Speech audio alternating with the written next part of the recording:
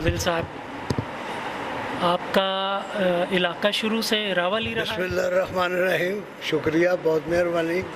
ہم شروع سے راولی کے رہنے والے ہیں۔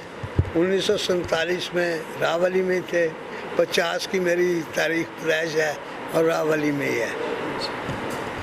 تو ابتدائی تعلیم وغیرہ کا سلسلہ اسکول وغیرہ کا؟ میں نے نا اقبال اسکول گجرانوالہ سے میٹرک کیا ہے 1967 میں۔ تو شروع میں آپ نے کام شام جو شروع کیا پڑھائی کے بعد، وہ کیا پہلا پڑھائی کے کام بعد کیا؟ ہمارے قریب تھی شوگر مل، جی راولی شوگر مل، معروف شوگر مل تھی۔ جی جی ہمارے والد صاحب بھی وہاں کام کرتے تھے، تو ہمیں بھی وہاں ہی شوق ہوا، ہمیں شوق ہوا کہ چلو ادھر ہی کام کرتے ہیں۔ پھر فیکٹری میں ملازمت مل گئی، تو پھر 1970 سے ملازمت کے ساتھ ساتھ ٹریڈ یونین میں میری بڑی دلچسپی لی ہے۔ میں وہاں کی یونین کا پریزیڈنٹ بھی رہا ہوں، نائب صدر بھی رہا ہوں، جنرل سیکرٹری رہا ہوں سی بی اے یونین کا۔ اور پھر یہاں پر غلام نبی بلر ہوتے تھے، بڑے معروف مزدور لیڈر تھے، ان کی پاکستان ٹریڈ یونین فیڈریشن تھی۔ پاکستان ٹریڈ یونین فیڈریشن میں ہماری شوگر مل کی سی بی اے یونین بھی تھی، تو پھر ان کے ساتھ مل کے بہت کام کیا ہے۔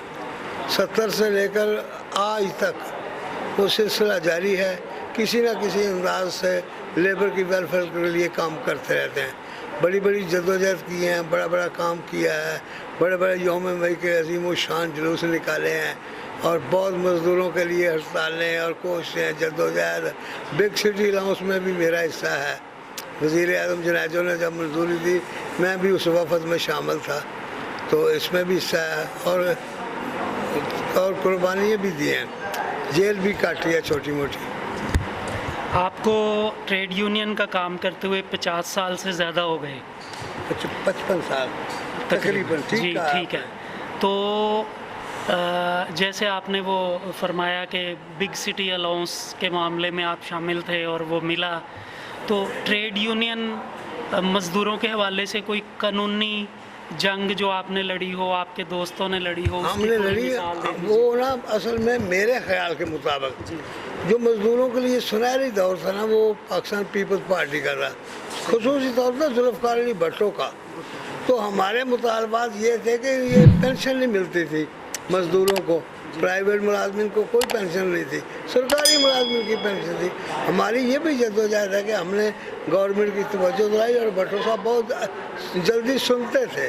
انہوں نے قانون بنایا کہ مزدوروں کو بھی اور جو پرائیویٹ ملازمین ہیں ان کو بھی پینشن، آج بھی وہ نا اولڈ ایج بینیفٹ کے نام کے ساتھ پینشن جاری ہے، وہ بھٹو صاحب نے شروع کی ہے، بہت کمال کا کام کیا ہے۔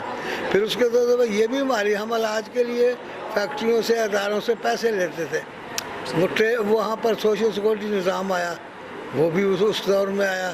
تو وہ سوشل سیکورٹی نظام ایسا خوبصورت نظام ہے، اگر کوئی اس میں انتظامی کوتاہی نہ ہو تو وہ تو ویلفیئر اسٹیٹ ہے، جیسے یورپ کی ویلفیئر اسٹیٹ ہے نا، ذمہ پوری صحت کا وہ ادارہ لیتا ہے، آج بھی لیتا ہے، بہت کام کرتا ہے، نہ ہونے کے باوجود بہترین کام کرتا ہے۔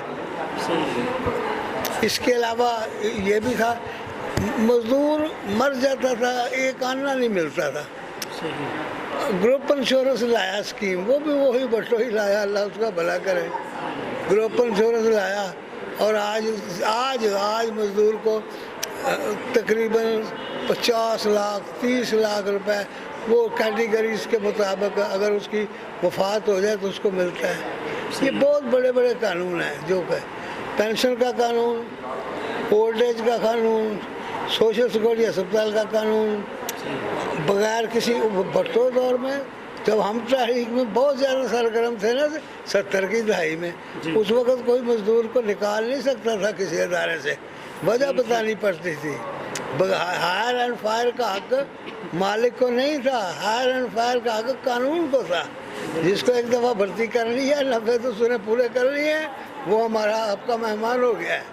اس کو تب نکالنا ہے وجہ معقول ہو، کارخانہ بند ہو جائے، وہ کام نہ کرتا ہو، وہ بیمار اتنا ہو جائے، پھر ایسے نہیں کہ کان سے پکڑا صبح نہیں بھی آنا یا شام کو نہیں آنا، کیا بات ہے۔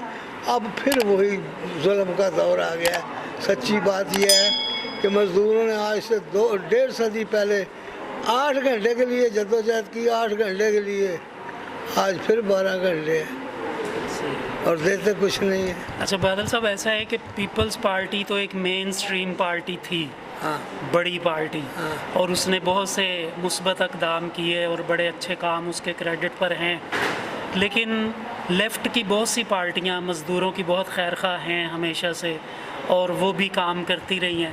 تو آپ کا پیپلز پارٹی کے علاوہ لیفٹ کی اور کون سی پارٹیوں کے ساتھ کوئی کبھی الحاق ہوا، کوئی اشتراک عمل ہوا، ہمیں کوئی بہت مل کے جدوجہد کی؟ ہمیں بہت اچھی لگتی تھی اس وقت پاکستان سوشلسٹ پارٹی. سیر اسلم اس کے صدر تھے، آبد حسن منٹو اس کے وہ جنرل سیکرٹری تھے.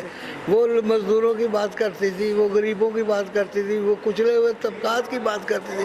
وہ ہمیں بہت اچھی لگتی تھی. وہ ایسے ہی تھا جیسے پیپل پارٹی سے بھی بہتر ہے. Pakistan Socialist Party C R Aslam والی پوز ہے.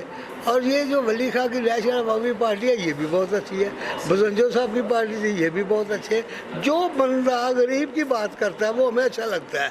پارٹیوں کے علاوہ پارٹی ایک جگہ ہے، وہ ایک نظم ہوتا ہے، تنظیم ہوتی ہے، لیکن ہر بندہ وہ ولی ہوتا ہے جو مزدور کی بات کرتا ہے، جو کسان کی بات کرتا ہے، جو غریب کی بات کرتا ہے، جو کسی کے آنسو پوچھتا ہے، وہ وقت کا ولی ہوتا ہے.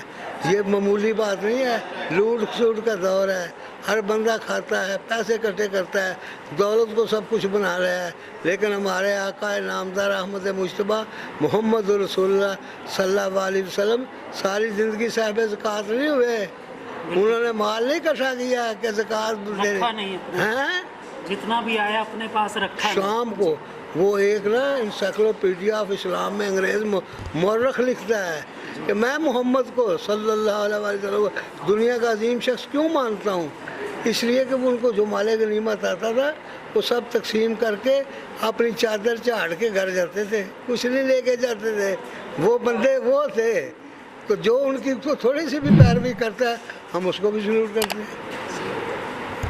مشتاق صاحب، آپ کا شعر و ادب سے بھی تعلق ہے؟ میرا شعر و ادب سے اتنا ہی ہے کہ میں یہ دیکھتا ہوں نا رونقیں تو پھر مجھے ایک شعر یاد آتا ہے، تو پتہ نہیں کس کا ہے. یہ کوٹھیاں جو تم کو نظر آ رہی ہیں، یہ کوٹھیاں تم کو نظر آ رہی ہیں، اداؤں پہ اپنی اترا رہی ہیں.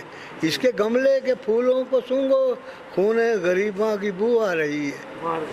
یہ ہمیں یہ شعر اچھے لگتے ہیں. اٹھو میری دنیا کے غریبوں کو جگا دو، کاخ عمرہ کے در و دیوار ہلا دو. جس کھیت سے دہقاں کو میسر نہ روزی، اس کھیت کے ہر خوشہ گندم کو جلا دو. ہمیں یہ اچھے لگتے ہیں. ہمیں مزدور کی آواز اچھی لگتی ہے. آج بھی ہم دیکھتے ہیں کہ بچے رات کو بلک بلک کر سو جاتے ہیں، رو رو کے، نہ دودھ نہ دوائی، کوئی چیز نہیں ہے، اور دولت مندوں کو کتے بھی عیش کرتے ہیں. یہ بڑے بڑے بادل صاحب، سرمایہ داری نظام کی بہت سی خرابیاں ہیں جو عام آدمی بھی محسوس کرتا ہے اور پڑھے لکھے لوگ نسبتاً زیادہ محسوس کرتے ہیں. آپ نے چونکہ اس کے نقصانات کو، اس کی برائیوں کو اپنی آنکھوں سے دیکھا ہے اور بہت عرصہ دیکھا ہے، تو تھوڑی سی بات اس موضوع پہ ہو جائے کہ سرمایہ داری نظام کس طرح انسانی خون چوستا ہے. سرمایہ داری نظام میں بنیادی طور پر سود کا سسٹم ہے. میں سوچ رہا تھا کہ یہ جو کارخانے بنا رہے ہیں لوگ، جی ہم نے بڑے کارخانے بنائے، یہ پیسہ کس کا ہے؟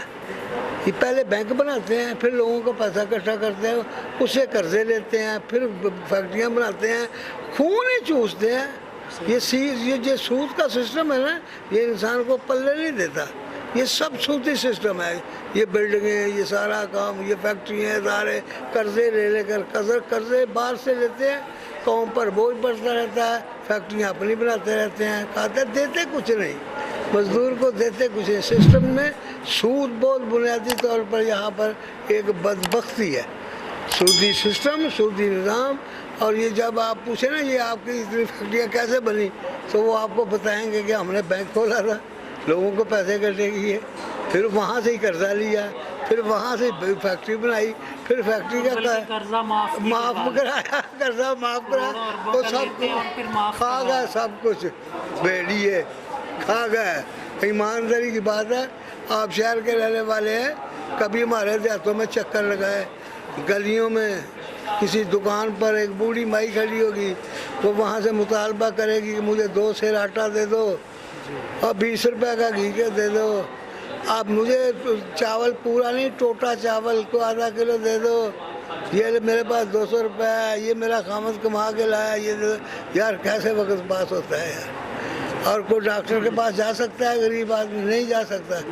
इतनी फीस है डॉक्टर की, हकीम की बड़ी फीस है जी। मैं दसूँ, हकीम डॉक्टर को छोड़े, ये दम करने वाले हैं, ये भी बड़ी फीस लेते हैं, सही है।